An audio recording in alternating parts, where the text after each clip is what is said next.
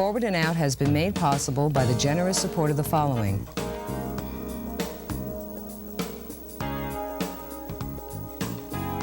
The Loft, Lesbian and Gay Community Services Center. ARC's AIDS-related community services. Stephanie's Living Room. Psychological Motivations. In the Life.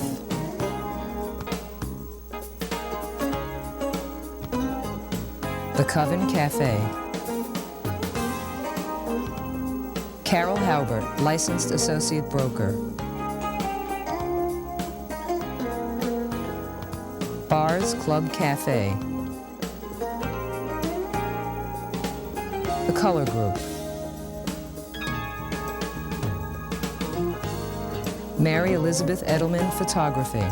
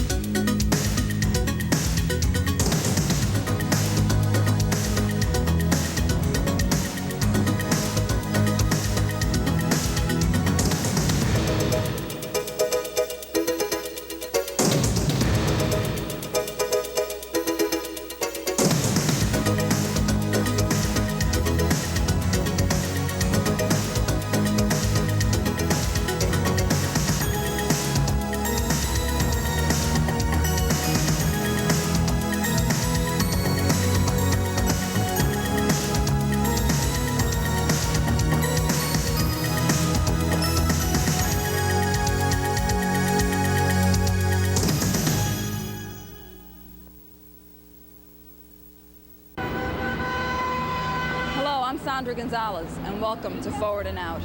I'm standing in front of Caroline's Comedy Club, where Bob Smith is appearing tonight. Bob is quite a busy man. This talented comedian, who's been performing since he was 18, has already appeared on The Tonight Show with Jay Leno, Tom Snyder, Comedy Central's Out There, and has even done his own half-hour show on HBO. I recently had the opportunity to speak with Bob to discuss his blossoming career, his serious side, and his well-publicized distinction of being an openly gay comedian.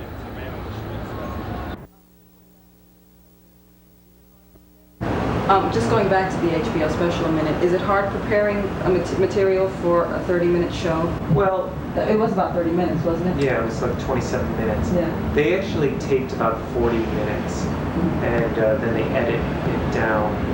I mean, they do a great job of editing, so it doesn't really look edited. Yeah. But there's different jokes and different segments. It's like, oh, well, I ended up watching, they tape it twice, and I watched both things for like 5 hours. It's like, you know, the third joke on the second one. I like that one. I like that one. And what was great was the director, who was really wonderful, John Moffat. He, when we compared notes, they were almost exactly the same, so I just really trusted him that he wanted this show to, he really wants you to look good, because that makes him look good. Well, how do you feel now that all of this notoriety is hit? I mean, do you feel a little jaded, like, oh, I thought it's Tonight Show?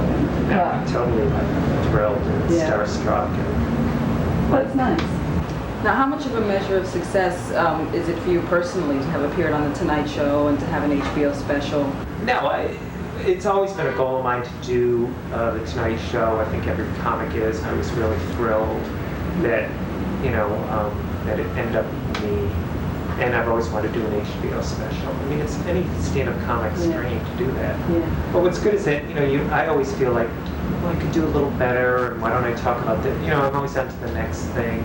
Well, that's, hopefully they say growing. that's how you grow, exactly. Yeah, I mean, I don't feel like, oh, I'm like the best comic on the planet by any means. Yeah. So there's things I want to do and develop, and areas I want to talk about. Okay. Well, I want to talk a little bit about your early years.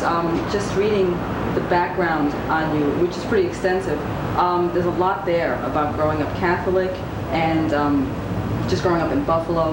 And what are your thoughts on that? And how did you sort of work that into your routine later on? I mean, there are things about your career starting out in Buffalo where you include a lot of that family stuff in there. How How do you work that in? What are your thoughts on that now? Was it funny then? Well, it's funny. I've always had a sense of humor, and it was a teacher in like high school. I once wrote a skit in high school, and she goes, you have a really great sense of humor. Why don't you try writing something for these class shows? They do these talent shows. Yeah. And did you? I did it, and I had never done it before, and it was a big hit. It turned out it was like like that was it. The light bulb goes off over your head. How old? That was high school, you said? I was in high school, so it made me think, oh my God, I could do comedy. The sense of humor, it could be really good. But the idea of like standing up in front of a crowd didn't completely terrify you at first? Well, that did. That's always the scariest thing. Yeah. It's definitely. Is that still scary a little bit? You always get nervous. Depends on what kind of thing. I was very scared when I went on the Tonight Show and stuff. They were really good about calming you down. Yes. The whole gay aspect of your routine, or of you, really, did that happen in Buffalo? Did that begin there, or did that sort of happen later on once you came to New York and you started working with funny gay males? When did that all come about? No, I just started doing stand-up comedy, and I sort of had it was right literally when I got out of high school, and I had no sex life of any persuasion, gay, straight, bisexual, whatever. That wasn't by choice, I gather. Yeah, it was just, I mean, I knew I was gay. I just, I wasn't out. I didn't deal with it. You're afraid to come out in high school, all the things that happens for a lot of people. But I wanted to do stand-up comedy, so mostly when I got up there, I would talk about being from Buffalo and my family and different things. And the first few times you're up there, you're basically learning to tell a joke anyway. Yeah. And I only did it a short time in Buffalo. Then I went to college and I studied playwriting and did films. And then when I moved to New York, that's when it started. Well, I wasn't even sure if I wanted to do stand-up comedy, and I kept writing these jokes. And my roommate Michael read these jokes, like jokes of being gay, and he said, "Oh my God, you've got to do these. These are really funny." And so I went down to this straight comedy club in Soho and went up there and did it in front of a straight audience, and they worked great. Yeah. And ever since then, I've always included that. And I always assumed that you couldn't talk about being gay. I just didn't know how to. Like when I first started, I didn't know how to do it because I wasn't even out. So it was, This sounds like it was almost like a natural progression of things. You started out in high school being funny, and then you kind of went on to different things. And there wasn't a moment where you said, "I think I want to pursue a career in comedy." It just sort of happened that way. Pretty cool. Well, what's great about stand-up comedy is that it's the easiest. Not the easiest thing to do, but it's an easy art form in the sense that all you need is a microphone and an audience. You don't need a whole crew of technicians. You don't have to send your jokes to an editor to approve them. You don't have to audition. I mean, you have to audition at clubs, but basically your first time it's just you and them. And you know right away if you did well or if you stink. Did you stink at first? Do you think you did? The first time I did it, I had really good beginner's luck, and I was about, I think I just barely 18 or maybe 17, and I got huge laughs, and then a guy asked me to be in a dinner theater production in Buffalo. Wow. The same night, so I thought, wow, dinner theater in Buffalo. Cool. What's next? Oh, really? Oh, Dinner theater in Cleveland. That's kind of cute. So it was like, beginner's luck, and just I looked like I was 13 years old. I mean, it really did make me think that. So. Well, you still do. Not laboring too much on the whole gay aspect of your routine, but the gayness and growing up in Buffalo, the familiar things it seems to be like the essence of your routine. Is that sort of a catharsis for you? I mean, coming out that way. Well, it did. It was great to my oldest joke, and I shouldn't even admit it, but is, and was the first gay joke I ever did was, that I came out. I said it wasn't easy telling my parents that I'm gay. I made my carefully worded announcement at Thanksgiving. I said, "Mom, would you please pass the gravy to a homosexual?" She passed it to my father, a terrible scene. It's like old, and it's a perfect way to come out to the audience. Let's talk a little bit about the reaction from the gay and lesbian community, specifically about stereotyping. what are your thoughts on that? I mean, do you feel a certain amount of responsibility to portray the lifestyle in a positive versus a negative way? Is that a concern of yours? Well, I definitely, in my act, play with, like the stereotype of, like, oh, I even say, as a joke, my boyfriend Tom, I knew he was a great interior decorator, and then I do this whole thing. I think it's good to deal with it because they've been around forever, so it's good to just like get it out of the way, and also to be silly and have fun. I mean, we do it amongst ourselves, so I don't see why we can't but I don't want to be judged on one joke. Do you think that this is all just someone's idea of being politically correct? I mean, is it political correctness to the extreme? I think the gay community can get to a point too where we worry too much about the drag queens. I don't see the straight people saying, oh, I wish there weren't so many Elvis impersonators. Everyone's going to think we're Elvis impersonators or Shriners, So do you think that some of this is maybe like a little bit of like I think political correct stuff? It's a little politically correct. There are jokes that people I have thrown out that are way too stereotyped. And you know what? I actually decided to myself that I'm going to really not try to. I feel like I've covered all the stereotypes, and I really want to move on from that. So, if I do any more stereotype jokes, people will call me. Enough, Bob. Enough of those. Yeah, but most people actually, all the reviews I, basically got, they would bring it up and then say that you do a good spin on it, and then you really cover a lot of things. So. And it is funny. You can't get away from the fact that some of it is funny. So, and it's not my whole thing. I mean, it's probably like 10 jokes out of, probably 120 jokes. So.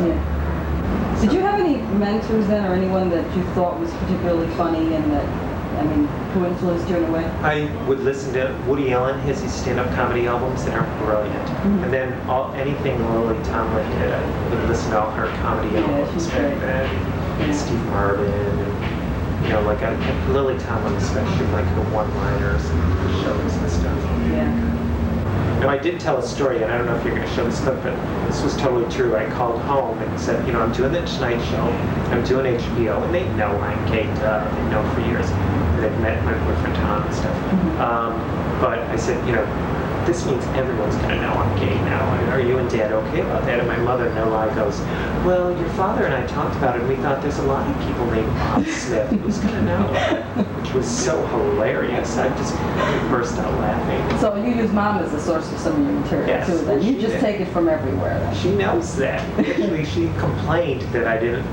I do a joke about her always wearing anchor emblems in the summer, and they know this boat. She's always wearing everything. It's a totally dumb joke. I say one day she fell in and sank like a stone, just because there's so many anchors on her. And she goes, you didn't do the anchor joke on the Tonight Show, so now it's like, she didn't feel, she didn't get enough time. So. She was hurt. Yeah. Well, actually, inadvertently, we've set up this clip that we brought in from HBO. This is a little piece of Bob doing his shtick on HBO. Take a look. Well, this is my book, Ben the Big Bronto. When I reread it, I thought, this is so gay. Now, this is the title page. It even has a copyright. Only a gay kid would put a copyright. Many, many years ago, in a jungle lived a dinosaur named Ben. He wasn't liked very much because of his size. Ben was big.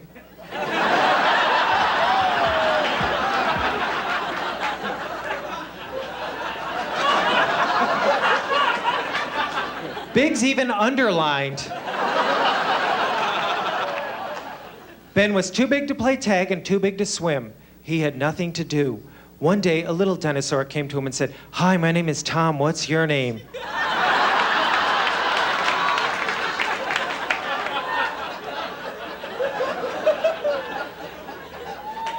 This is like the gay Jurassic Park.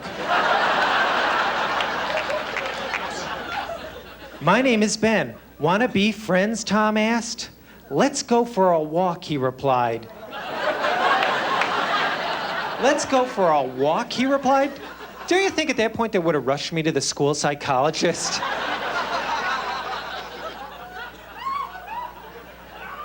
So Ben had a new friend, Tom. Boy, it's hot today.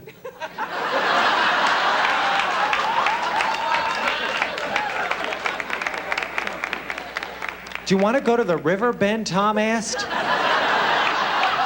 Winky, winky, winky. All right, he replied. Then on the next page it has, meanwhile at home, Ben's and Tom's mothers were worried. Yeah, with good reason. Well, I don't have time to read you the whole thing, but... I know, but I can tell you this. It has a very happy ending. In fact, it's a gay triumph. Ben and Tom moved to New York and become successful models at the Museum of Natural History. Thank you very much. With a name like Funny Gay Males, it's right there. There's no mistaking who the three of you are and what your material is going to be about, what it's going to center on. But now, at the very top of your act, you introduce yourself as a gay person doing comedy. How important is that for you to get that element into your act and into your material? Well, for Funny Gay Males, we just did it as a joke on like the personal ads were always like, single gay male, and blah, blah, blah, blah. We just thought, oh, Funny Gay Male. It's just total, we didn't even think about it. For me, like when Jay Leno introduced me, they asked, because they thought I might want to be introduced as a gay comic. And I didn't want that because part of my act is telling the audience that I'm gay. And then part of it too is they don't introduce, here's a Jewish comic, here's a black comic. And you don't want to be like some special category. I agree. And I had a good credit that he could announce he's a young comic, doing an HBO special, and please give him a warm welcome, whatever. So now that you are this accessible mainstream comic that's appeared on The Tonight Show, do you think that the rest of the gay and lesbian comedy community maybe feels like they have to sort of fall in line with that? They have to become sort of that safe, kind of accessible person that they can put on The Tonight Show? Because, there's no one black comic, there's no one woman comic. There's huge variety out there. And there's been a lot of, I just taped a special in Montreal with about 6 comics and some of the people who did out there, and it was for the BBC. And what's great is that they've been presenting, out there had 6 people, more than 6, very varied, from Leah Delaria, who's great, and Suzanne, and Steve Moore, and Mark Davis, and so it's a whole mix. And I think, and what's great is that people do it all from a different point of view. Steve Moore is an HIV positive comic, does it from that point of view. Suzanne talks about being from Lancaster County, Pennsylvania. Leah's Italian, Catholic and stuff. So I think what'll be good is that it'll open the door for everyone to do it. Do you think that's how they're seeing it? I mean, is that sort of the feeling you're getting from the rest of the community? I definitely feel that there's a lot of opportunities. And all the other gay and lesbian comics, I have to admit, I'm pretty good friends with most of them, and they've all called me and were really supportive on the phone and stuff. I mean, so that was really nice and very sweet. I think it's very supportive. Let's talk a little bit more about your other projects. I know that you do a bit of writing, but let's talk a little bit about that. Well, I recently worked, Steven Spielberg's company is going to do a movie about a gay stand-up comic, and it's going to be based on this poem on that book, Halfway Home. They hired me to write the monologues, and they had to, Steven Spielberg had to see this tape of mine, which is so unbelievable, I know. And so they hired me, and I did that this spring, and someone who's just asked me to write another book, a guy who produced the Seinfeld book, Ellen DeGeneres, so I'm thinking about that if I want to do that. And I just found out last week that a major producer... Who shall remain nameless? I can't list his name. But I'm meeting with him Monday next week. And he wants to do a gay sitcom with me. Well, once again, Bob, thank you very much for being with us today on Forward and Out, and for opening your phone to us. Anytime you want to bring a camera crew, just come on home. You're going to regret that. You are going to regret that. Well, again, good luck. Good luck with all your projects, all the books and the movies and the TV show. And next I'll be doing KVU Masters. who knows what it means. Anything gay, gay, gay, gay. Push that gay stuff. Right. Well, thanks a lot. Thanks.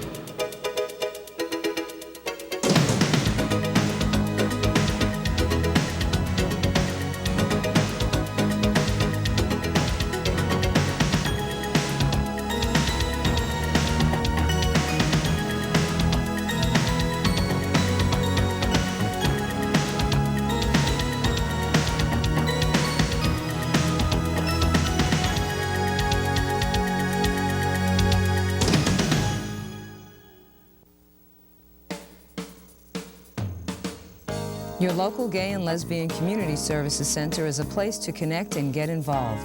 Various ongoing groups and social events are conducted at or by your center, and it is also a clearinghouse of gay and lesbian information nation and worldwide. We urge you to join, get involved, and support your community.